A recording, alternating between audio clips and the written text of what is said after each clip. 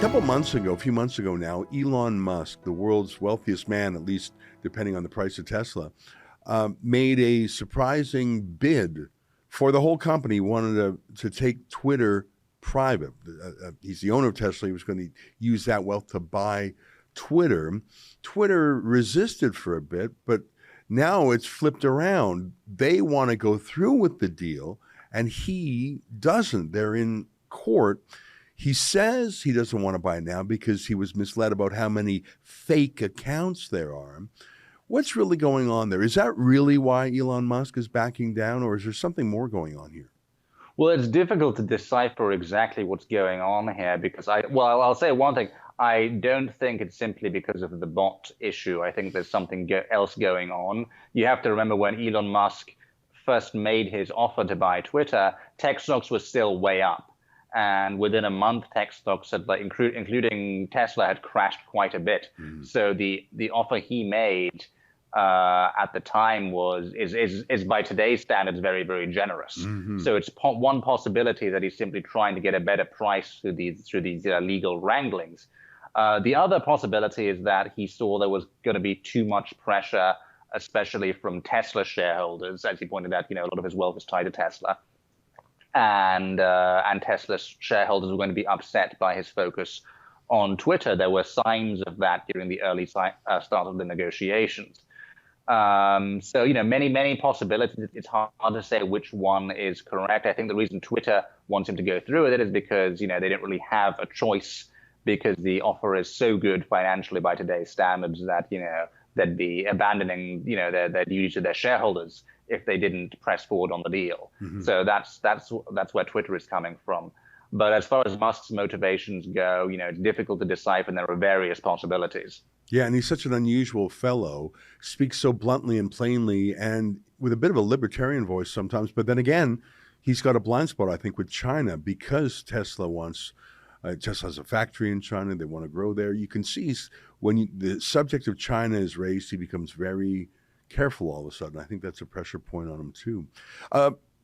Speaking of Twitter, in some recent lawsuits, including that of a vaccine skeptic named Alex Berenson and some other vaccine lawsuits, it has come out that the U.S. government, especially the CDC, the Centers for Disease Control, was, I wouldn't say instructing, but let's just say telling tech companies, well, throttle that guy, silence that guy. That guy's getting too much attention for his skeptical views.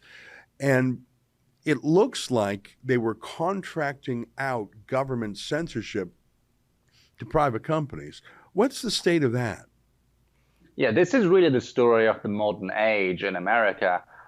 Tech companies simply censorship by proxy. So tech companies in the corporate sector being used to carry out the censorship that America's ruling class wants to do, but can't do via the government because of the First Amendment. And in a sense, it's worse. It's even worse than government censorship because you can't really hold. There are no checks and balances to hold it accountable. You can't simply limit it through courts. In fact, this Alex Berenson case was, I think, the only case of a prominent person getting their Twitter account back through a lawsuit. Lots of other people have tried and failed. But yeah, as you heard, this lawsuit revealed that the back channels that existed between the White House, the Biden White House, and social media companies were extensive. Mm. And I think probably one of the reasons why Twitter wanted the lawsuit to end so quickly is because they didn't want more coming out. Mm.